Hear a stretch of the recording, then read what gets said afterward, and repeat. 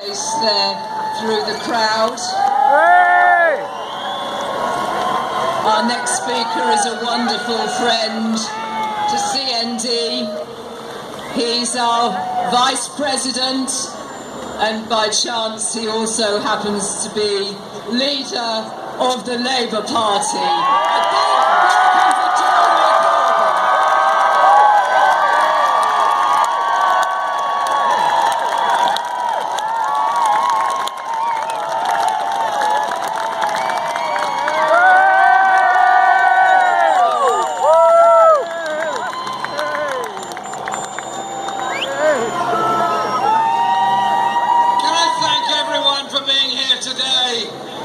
Trafalgar Square, as ever, looks brilliant and looks great.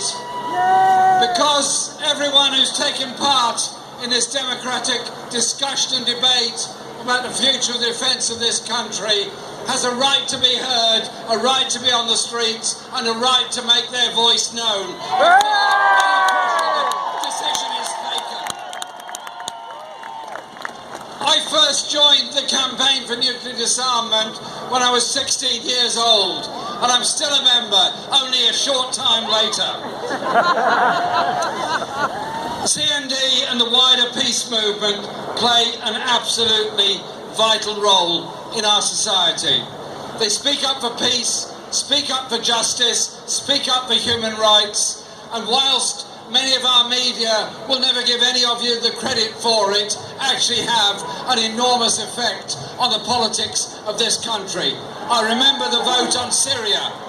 I remember the demonstrations over the Iraq War and many, many others. We begin to change that whole narrative. Too often the debate on nuclear weapons is presented as a cynical set of alternatives that are put forward. X says this, Y says that, Z has an interest in this, B says something else.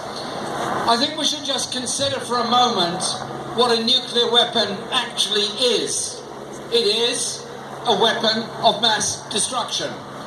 If ever used, it can only kill large numbers of civilians. They've only once been used in war, and that was in Japan in 1945, and we still see the consequences in the cancers and the destruction and the horror of very old people in Hiroshima and Nagasaki. They were used in testing in the Pacific and other places. The victims in the Marshall Islands are still living with the consequences of those tests, as indeed are people in Australia, the United States and Russia and many, many other places. And the now very elderly nuclear test veterans are also paying the price for those nuclear tests in the 1950s when they were used as guinea pigs while nuclear explosions took place. Sometimes today's generation of politicians all around the world have grown up in what they think is a post-Cold War age and think that nuclear weapons are no longer something that is a matter they deal with day to day. I had the honour of attending the Humanitarian Effects of War conference held in Vienna. I was part of a British peace delegation, and I'm pleased to say at that conference the British and American governments were represented. We were told in the most graphic detail possible by scientists, by nuclear experts, two things. One is how a nuclear weapon explodes, and secondly, what the effects are. The immediate environmental effect, the immediate destruction, the immediate problems of the fallout, the slightly later ecological disaster that follows, the economic impact that follows, the food supply impact that follows from one nuclear explosion in one place, in one spot on our globe. It would have global effects. If a nuclear war took place, there would be mass destruction on both sides. Absolute mass destruction on both sides of the conflict that took place. I think everyone who is about to make a decision on what we do about our nuclear weapons should think about the humanitarian effects on wholly innocent people anywhere across this globe if they're ever used. Britain is a signatory to the Nuclear Non-Proliferation Treaty. That treaty came about because, in part, of the work of the Labour government from 1964 to 1970. And before I came here today, I was reading the words of the 1964 election manifesto of the Labour Party, which wanted to not renew nuclear weapons and wanted to bring about a different world. Not all of that was achieved, but the NPT, the Non-Proliferation Treaty, was. It has worked in many ways. Those countries that did not have nuclear weapons, for the vast majority, have not taken possession of them.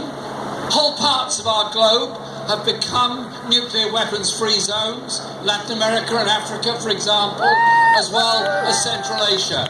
It's a credit to the leaders of all those countries on both those continents that that was possible and that was brought about. To the South Africans, Argentinians, Brazilians and many others. They have to be commended for that.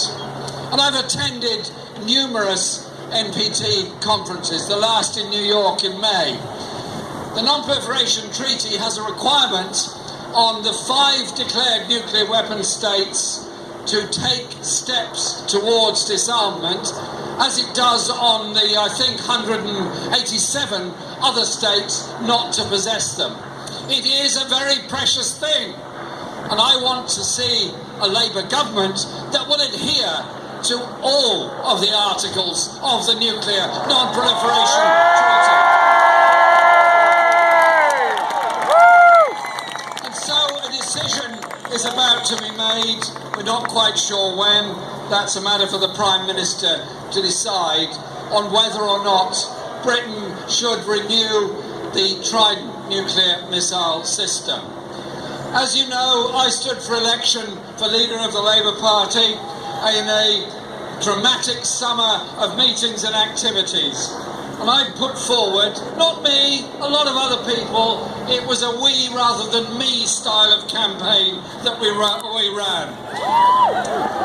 And point 6 of the 10 points I put forward was, if elected leader, I would seek to be replacing Trident not with a generation of nuclear weapons, but jobs that retain the community's skills. And I'm very serious about this point. Very serious indeed. I don't want us to replace Trident. Everybody knows that. Many of the British public don't want to replace Trident. I hope there'll be more and more of them who don't want to replace Trident. But that's not a reason to make whole swathes of industry redundant or jobs be lost.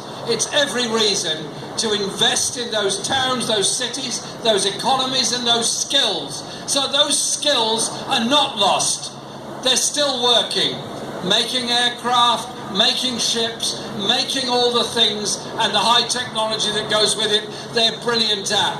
See this as an opportunity for the regeneration of high-tech industries in Britain, not the destruction of them. We can indeed achieve something very much better as a result of what I would hope would be a positive decision that we don't spend £100 billion on the replacement of the whole Trident system and the submarines and the 25-year lifespan that they would have.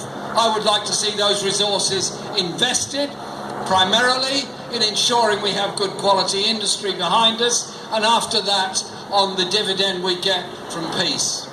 We live in a world where so many things are possible, where peace is possible in so many ways and so many places. You achieve peace through democracy, through respect for human rights, through ending inequality, through sharing resources. You don't achieve peace by planning for war and grabbing each other's resources and not respecting each other's human rights. And so, how we do these things is very important.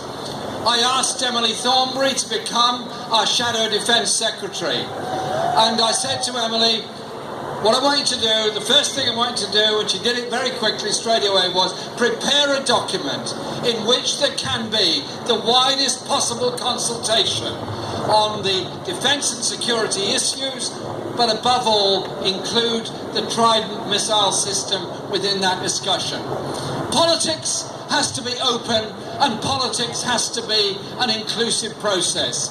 Openness and inclusion are surely what we are strong about, what we're good about, and what brings about real political change. So I want all of you to make your voice heard, put your views forward, put your ideas forward, put your suggestions forward, so that there is a growth, a momentum of that support that shows exactly what we think about nuclear weapons and the way forward. That is how we achieve that change. That is how we achieve political change within this country and in the wider world.